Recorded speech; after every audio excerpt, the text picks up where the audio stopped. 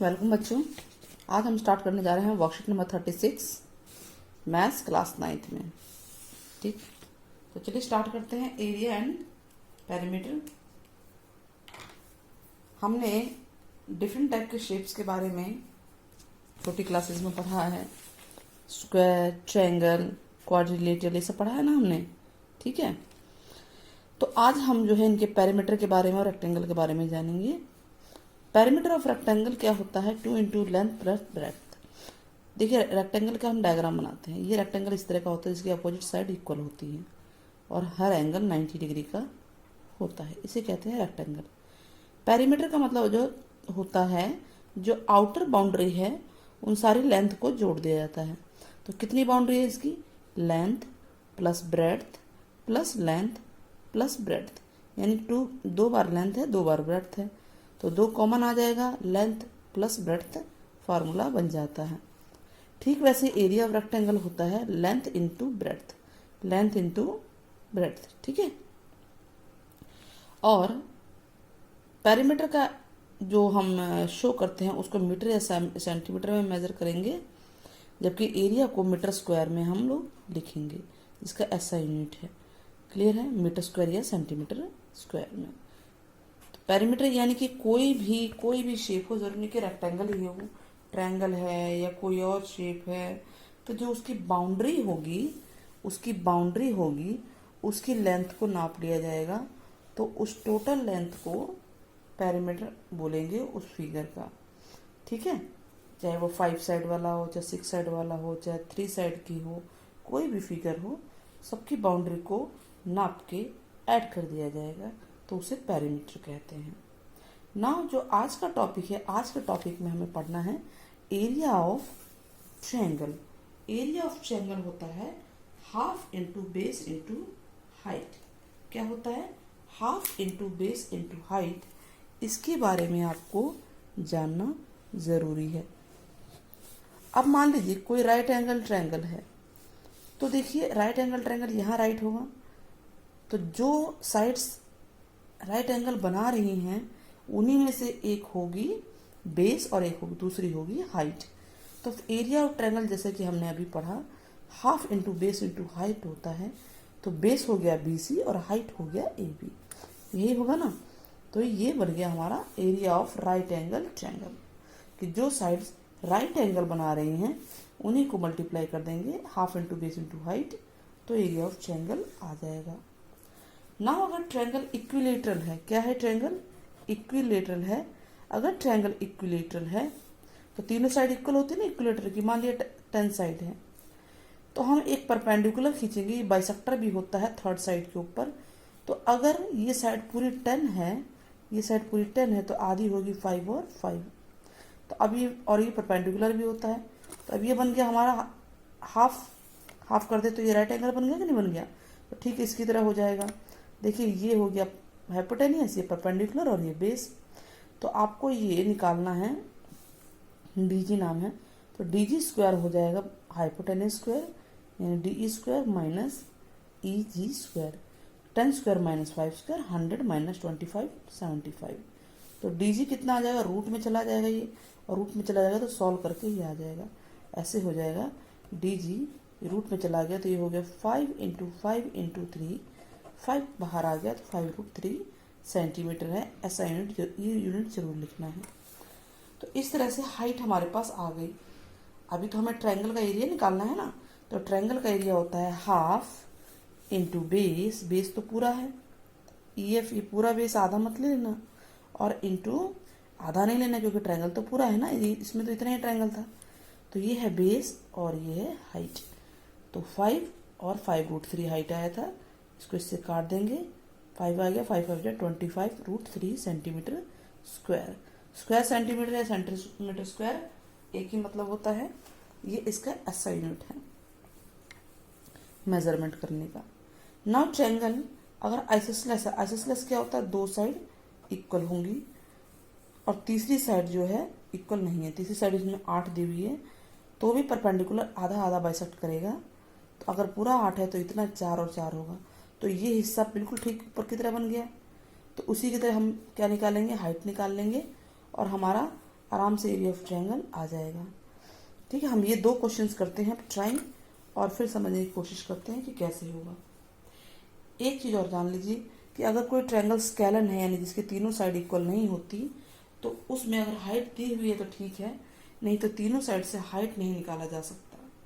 तो अगर तीनों साइड दी है तो और हाइट नहीं दी है तो उसके नए फॉर्मूले से हम यूज़ करेंगे, जो आगे पढ़ेंगे हम। हीरोन फार्मूला होता है, उसके द्वारा एरिया ऑफ ट्रायंगल निकलता है। दोबारा सुन लीजिए, स्केलन ट्रायंगल जिसकी तीनों साइड इक्वल नहीं होती है, अगर उसमें हाइट दी है तो हम बेस इंटू हाइट लगा सकते हैं, half into base into height, area of triangle. ठीक है, और अगर हाइट नहीं दे रखी है, तीनों साइड दे रखी है, ये और ये तीनों साइड दे रखी है, स्केलन कैसा भी हो सकता है ना, देखिए ये हो गया स्केलन, तो इसमें ये तीनों साइड अलग अलग है। तो अगर तीनों साइड दे रखी है ये, तो हीरोन फार्मूला आता है, उसके द्वारा एरिया ऑफ ट्रायंगल निकलता है। ये स्पेशल फार्मूला है जब तीनों साइड गिवन होती हैं, और वो इसमें इसमें इसमें इसमें कहीं भी अप्लाई हो सकता है हीरोन फार्मूला, जब तीनों साइड गिवन होती है। तो चलिए क्वेश्चन 1 और 2 स्टार्ट करते हैं। Question number 1, find the area of equilateral triangle. ये दोनों क्वेश्चन जो नीचे के 2 एग्जाम्पल हैं उसी की तरह हैं। तो चलिए स्टार्ट करते हैं। क्वेश्चन नंबर 1, इक्विलेटरल ट्रायंगल हम लोग एक बना लेंगे जिसकी तीनों साइड इक्वल होती हैं। एक रफ स्केच है, मैंने इसको इक्वल दिखा दिया है, और तीनों साइड 12 सेंटीमीटर 12 सेंटीमीटर 12 सेंटीमीटर है। हम एक परपेंडिकुलर खींचेंगे जो कि एक बाइसेक्टर भी है, इसका नाम दे देते हैं ABC, और ये है D। ये पूरा 12 है तो ये कितना कितना होगा, 6 और 6। ठीक है, तो आप लिख लेंगे कि we draw AD perpendicular BC, also it is bisector of BC। BC का बाइसेक्टर भी है। तो ये भी एक ट्रायंगल बन गया। तो इसमें हाइपोटेनस स्क्वायर क्या होता है बच्चों, perpendicular square plus base square. Hypotenuse है हमारा AB square equal to AD square, और ये है इतना सा बेस, सिर्फ इतना सा देखना, आधा, प्लस BD स्क्वायर। तो ये होता है 12 स्क्वायर। AD हमारे पास है नहीं, और ये है 6। 12 स्क्वायर होगा 144, ये 36 हो गया, इधर ला के माइनस कर देंगे तो AD स्क्वायर। तो AD कितना आएगा, AD आ जाएगा 14 में से गया 8, 108 आ गया। इसको रूट में ले लेंगे क्योंकि स्क्वायर हटाएंगे तो। अब 108 के आप लोग इस तरह से फैक्टर करेंगे, 2 5 जा 10, 2 4 जा 2 2 जा 2 7 जा 14, 3 9 जा और फिर 3 3 जा। ये फैक्टर आ गया ना बच्चों, इस तरह से फैक्टर करते हैं। ठीक है, 2 इंटू 2 इंटू 3 इंटू 3 इंटू 3, ये पेयर करके बाहर निकाल लीजिए। कितना बाहर आया, एक बार 3 एक बार 2, यानी कि 6√3 सेंटीमीटर AD आ गया। AD आ गया ना, परपेंडिकुलर आ गया कि नहीं आ गया, यानी हाइट आ गई हमारे पास। तो अब एरिया ऑफ ट्रायंगल ABC निकालना था हमें। तो एरिया ऑफ ट्रायंगल ABC क्या होता है, हाफ इंटू बेस, BC है पूरा, ट्रायंगल तो पूरा है, इंटू हाइट, हाइट हमने AD हमने निकाला, हाफ इंटू बेस, बेस है 12, पूरा 12 है ना ये, और हाइट कितना है बोलिए, 6√3। इसको किसी से भी काट दीजिए तो ये आ गया 36√3 सेंटीमीटर स्क्वायर। तो इस तरह से क्वेश्चन हो जाता है। नाउ क्वेश्चन 2 स्क्रीन पे आप पे देख लीजिए, आगे बढ़ रहे हैं हम लोग। क्वेश्चन नंबर 2, ये आइसोसेलेस ट्रायंगल है, बिल्कुल ऐसे ही करना है, सेम यही कंडीशन होगी, लेकिन इसमें 2 साइड इक्वल हैं। ये 2 साइड्स इक्वल हैं, एक है 10 सेंटीमीटर, ये भी 10 सेंटीमीटर है, और नीचे है 16 सेंटीमीटर। तो यहाँ भी परपेंडिकुलर हम खींचेंगे जो कि ये बाइसेक्टर होता है, तो यानी ये लाइन बराबर हो जाएगी साइड्स। ठीक है, अगर पूरा 16 है तो आधा कितना होगा बच्चों, 8 होगा, यहाँ तक 8 होगा, 8 होगा। ठीक है, तो नाम हम वही दे देते हैं ABCD। ठीक वैसे ही लेंगे, ये वाला ट्रायंगल ले लेंगे। कौन सा ट्रायंगल बच्चों, इन ट्रायंगल ABD।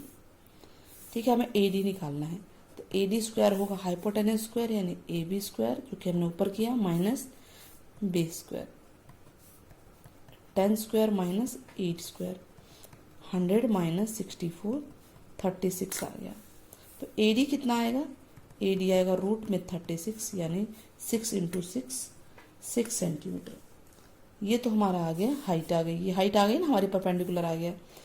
तो area of triangle A B C, हमें तो ए बी सी का एरिया निकालना है। तो क्या होता है, हाफ इंटू बेस, बेस यानी पूरा B C, into height, height यानी 80, यानी हाफ इंटू 16 इंटू 80, हमने ये निकाला है 6, किसी से भी काट दीजिए कोई दिक्कत नहीं है।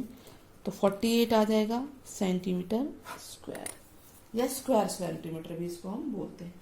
ऐसा यूनिट आप जरूर लिखेंगे। तो इस तरह से ये दोनों क्वेश्चन हो जाते हैं।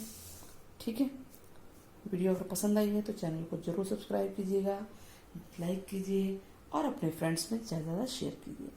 कमेंट बॉक्स में आप लोग बताइए कि एरिया ऑफ ट्रायंगल क्या होता है। आपके कमेंट का वेट रहेगा। Till then take care, bye bye बच्चों।